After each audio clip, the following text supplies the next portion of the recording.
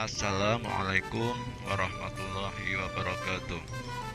Selamat bertemu kembali dengan video pembelajaran IPA, khususnya peserta didik Bapak yang ada di kelas 8 SMP Negeri Bisri Katon, dan juga siswa-siswi yang sempat membuka video pembelajaran ini.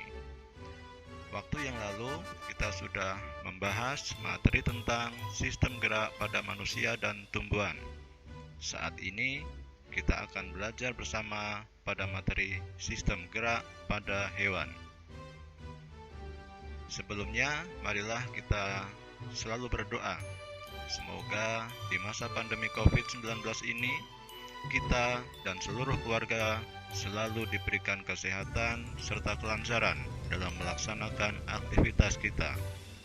Selalu jaga kesehatan dan jangan lupa patuhi dan laksanakan protokol kesehatan dimanapun kita berada. Selamat menyimak video pembelajaran ini, semoga bermanfaat. Gerak hewan. Salah satu ciri makhluk hidup adalah bergerak. Hewan bergerak dengan berbagai cara. Misalnya, ada hewan yang berjalan, ada yang berlari, terbang, berenang, merayap. Hewan bergerak untuk berbagai tujuan, antara lain untuk melindungi diri dari predator atau untuk mencari mangsa. Kecepatan lari gajah bisa mencapai 25 km per jam. Kecepatan lari kerbau bisa mencapai 50 km per jam, sedang kuda bisa mencapai 76 km per jam.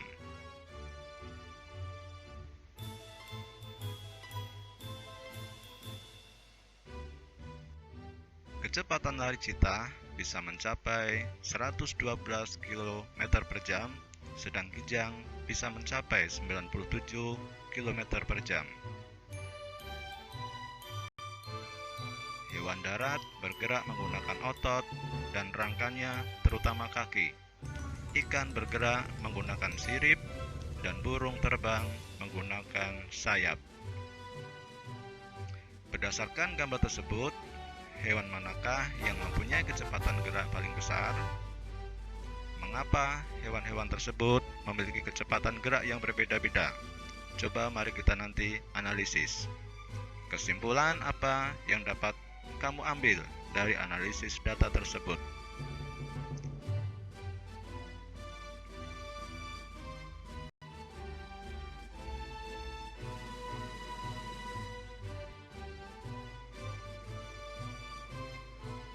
Air memiliki kerapatan yang lebih besar dibandingkan udara. Air memiliki gaya angkat yang lebih besar dibandingkan udara. Tubuh hewan yang hidup di air memiliki massa jenis yang lebih kecil daripada lingkungannya. Gaya angkat air yang besar dan massa jenis hewan yang kecil menyebabkan hewan dapat melayang di dalam air dengan mengeluarkan sedikit energi. Salah satu bentuk tubuh yang paling banyak dimiliki oleh hewan air adalah bentuk torpedo. Bentuk tubuh ini memungkinkan tubuh meliuk dari kiri ke kanan. Bentuk tubuh ikan yang streamline berfungsi untuk mengurangi hambatan ketika bergerak di dalam air. Ekor dan sirip ekor yang lebar berfungsi untuk mendorong gerakan ikan di dalam air. Ikan sering mengeluarkan gelembung renang yang berguna untuk mengatur gerakan naik turun. Ikan memiliki susunan otot dan tulang belakang yang fleksibel untuk mendorong ikan di dalam air. Sebagian besar ikan menggunakan gerak tubuh ke kanan dan ke kiri dan sirip ekor untuk menghasilkan gaya dorong ke depan. Ikan yang bergerak dengan sirip pasangan dan sirip tengah cocok untuk hidup di terumbu karang. Jenis ikan ini tidak dapat berenang secepat ikan yang menggunakan tubuh dan sirip ekornya.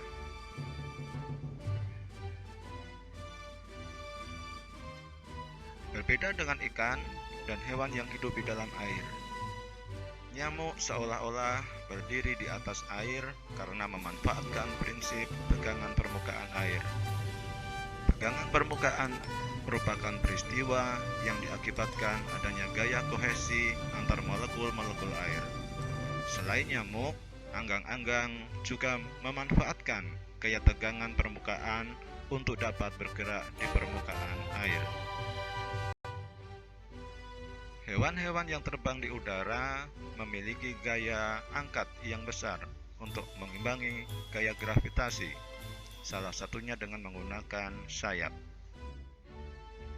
Sayap burung memiliki susunan kerangka yang ringan, tulang dada, dan otot yang kuat. Bentuk sayap airfoil membuat udara mengalir pada bagian atas sayap lebih cepat daripada bagian bawahnya. Saat sayap dikepakkan, udara akan mengalir ke bawah. Dorongan ke bawah tersebut akan menghasilkan gaya yang berlawanan arah, sehingga burung akan terangkat ke atas. Kecenderungan hewan yang hidup di darat adalah memiliki otot dan tulang yang kuat. Otot dan tulang tersebut diperlukan untuk mengatasi inersia atau kecenderungan tubuh untuk diam, dan untuk menyimpan energi pegas atau elastisitas untuk melakukan berbagai aktivitas.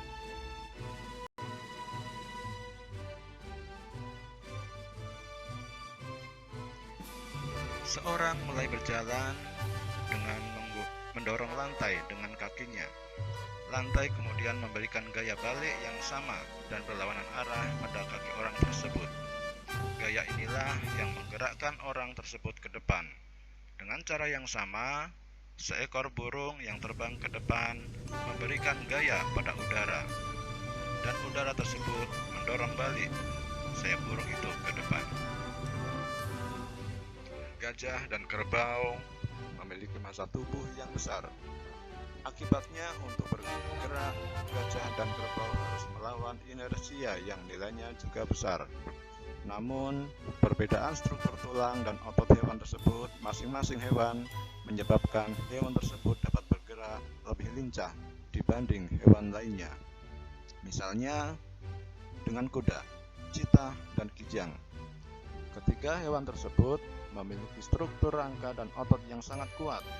Namun kijang dan cheetah yang memiliki bentuk kaki yang lebih ramping, sehingga kijang dan cheetah memiliki elastisitas yang tinggi.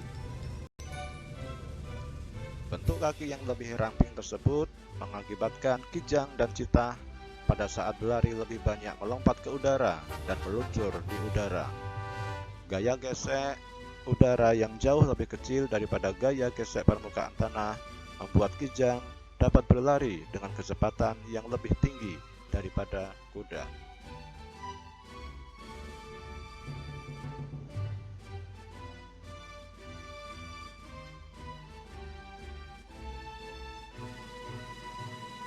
Demikianlah pembelajaran kita tentang sistem gerak pada hewan.